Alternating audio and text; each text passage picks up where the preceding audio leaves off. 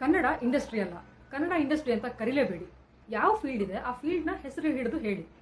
Kannada cinema industry, Kannada serial industry, Kannada YouTubers industry, Kannada content creators industry, Kannada Instagram content creators industry, ಹೀಗೆ ಹೇಳಬೇಕು. ಅಥವಾ Kannada artist industry, Kannada ಇನ್ಯಾವುದೋ ಒಂದು ಫೀಲ್ಡ್ ತಗೊಂಡು ಅದು ಇಂಡಸ್ಟ್ರಿ ಅನ್ಬೇಕು.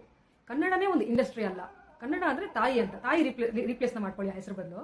ಸೊ ಏನನ್ಸುತ್ತೆ ನಿಮಗೆ ಕನ್ನಡ ಇಂಡಸ್ಟ್ರಿ ಅಂತಂದ್ರೆ ಸರಿ ಅನ್ಸುತ್ತಾ? ಈಗ ನೀವು ಹೆಸರಿಡುವಾಗ ಪಾರ್ವತಿ ಸ್ಟೀಲ್ ಇಂಡಸ್ಟ್ರಿ ಅಂತ ಹೇಳ್ತೀರಾ, ಬರೀ ಪಾರ್ವತಿ ಇಂಡಸ್ಟ್ರಿ ಅಂತ ಹೇಳ್ತೀರಾ? ತಾಯಿ ಇಂಡಸ್ಟ್ರಿ ಅಲ್ಲ.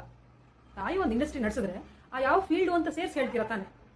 ಯಾವುದೇ ಬಿಸ್ನೆಸ್ ಮಾಡಲಿ, ನಮ್ಮ ತಾಯಿ ಆಗಲಿ ನಿಮ್ಮ ತಾಯಿ ಆಗಲಿ, ಯಾರೇ ಬಿಸ್ನೆಸ್ ಮಾಡಿದ್ರು ತಾಯಿನೇ ಬಿಸ್ನೆಸ್ ಅಲ್ಲ. ತಾಯಿ ಒಂದು ಬಿಸ್ನೆಸ್ ನಡೆಸ್ತಾರೆ, ಅದರಿಂದ 100 ಜನ ಹೊಟ್ಟೆ ತುಂಬುತ್ತೆ, ಅದೊಂದು ಇಂಡಸ್ಟ್ರಿ ಬಿಸ್ನೆಸ್. ಆದರೆ ತಾಯಿನೇ ಇಂಡಸ್ಟ್ರಿ ಅಲ್ಲ.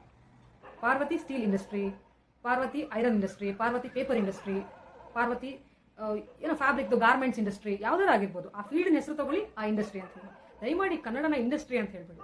ಕನ್ನಡ ತಾಯಿ, ತಾಯಿನ ಇಂಡಸ್ಟ್ರಿ ಅಂತ ಹೇಳೋದು ತುಂಬ ಅಪಭ್ರಂಶ ಅನ್ಸುತ್ತೆ. ಅದು ಸೂಕ್ತವಾದ ಪದ ಅಲ್ಲ.